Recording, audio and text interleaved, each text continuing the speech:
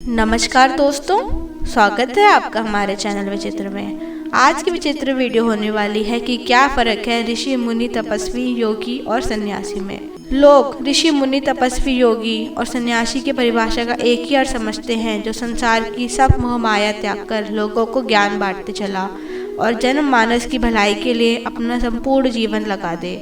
जिनका जटा जुटा हो, रुद्राक्ष की माला डली हो और जिसके पास कमंडल हो और बड़ी बड़ी दाढ़ी मूंछ हो, परंतु ऐसे नहीं है। आइए जानते हैं हिंदू और जैन परंपराओं में धार्मिक गुरु और ऋषि मुनि तपस्वी योगी और सन्यासी का वर्गीकरण। ऋषि वैदिक संस्कृति भाषा का शब्द है। यह शब्द अपने आप में एक वैदिक परंपरा का भी ज्ञान देता है। ऋषि का स्थान तपस्वी और योगी की तुलना में उच्चतम होता है। अमर सिन्हा द्वारा संकलित प्रसिद्ध संस्कृत समारती शब्दकोश के 7 प्रकार के ऋषियों का उल्लेख है। ब्रह्म ऋषि, देव ऋषि, महर्षि, परम ऋषि, कांड ऋषि, ऋतु ऋषि और राज ऋषि।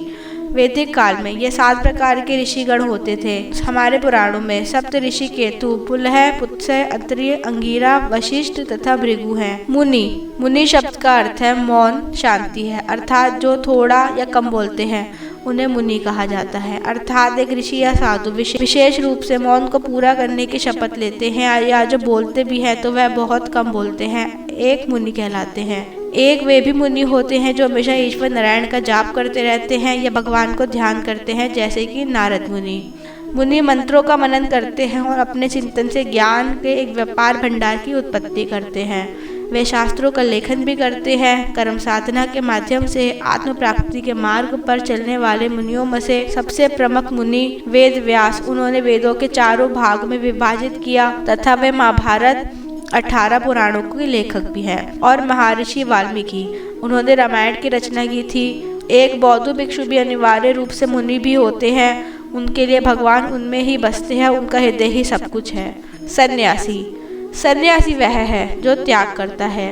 त्याग ही सन्यासी है। सन्यासी बिना किसी संपत्ति के एक अविवाहित जीवन जीता है तथा योग ध्यान का अभ्यास करता है या अन्य परंपराओं में अपने चुने हुए देवता या भगवान के लिए प्रार्थनाओं के साथ भक्ति ध्यान करता है।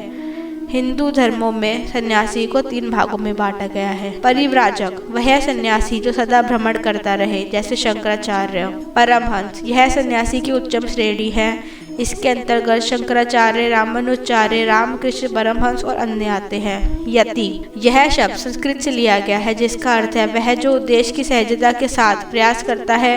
इसके उदाहरण हैं यति यति रामानुज, यति पूज्य राघवेंद्र और अन्य हैं। तपस्वी, यह शब्द संस्कृत भाषा के तपस्या से लिया गया है।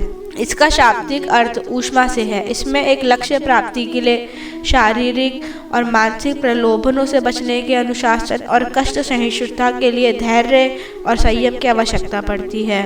तपस्या पतंजलि के योग सूत्रों में वर्णित नियमों के पालन में से एक है। तपस्या का मतलब है आत्म अनुशासन या तपस्या में स्वेच्छा से शारीरिक तीव्र इच्छा को रोकने और सक्रिय रूप से जीवन में एक उच्च औषधि की प्राप्ति करना होता है। तपस्या के माध्यम से एक योगी आध्यात्मिक विकास की ओर एक मार्ग का संशोधन कर सकता है तथा नकारात्मक ऊर्जा के संचय को रोक सकता है।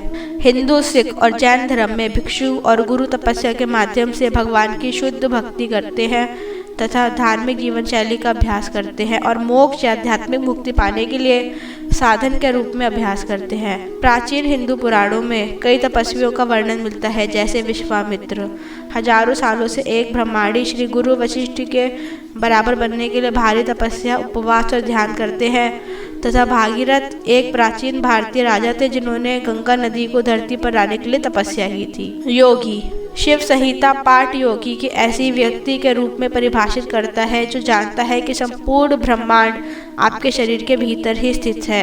और योग शिखा उपनिषद 2 प्रकार के योगियों का वर्णन करते हैं। पहले वो जो विभिन्न योग तकनीकों के माध्यम से सूर्य के प्रवेश करते हैं और दूसरा वो जो योग के माध्यम से केंद्रीय नलिका तक पहुंचकर तथा अमृत का सेवन करते हैं। योग के संदर्भ में नाड़ी वह मार्ग है जिससे होकर शरीर की ऊर्जा प्रभावित होती है।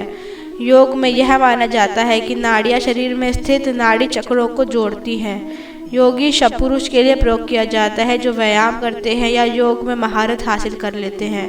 योगिनी शब्द महिलाओं के लिए प्रयोग किया जाता है।